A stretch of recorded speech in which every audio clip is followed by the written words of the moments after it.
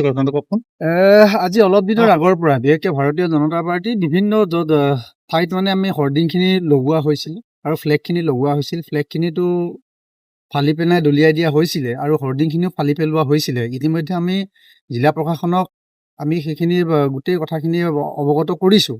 Application দি পিনে তেওঁলোকক অৱগত কৰাৰ পাছতো আজি আকৌ পুনৰাবৃত্তি ঘটাইছে। আজি আমাৰ দিখৌ দলঙৰ ওপৰতে আমাৰ ফ্লেগখিনি বন্ধা আছিলে। সেই ফ্লেগখিনিত আজি 9 বজাৰ পিছত আমাৰ ফ্লেগসমূহ জ্বলাই দিয়া হৈছে।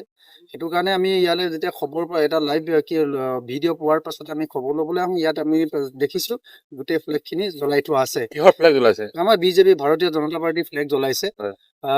আমি যিহেতু আমি জিলা প্ৰশাসনক আমি জনাইছিলোঁৱে আজি কেইদিনমানৰ আগত, তেওঁলোকে কিন্তু আজিলৈকে সেইখিনি আমাক কৰায়ত্ব কৰিব পৰা নাই।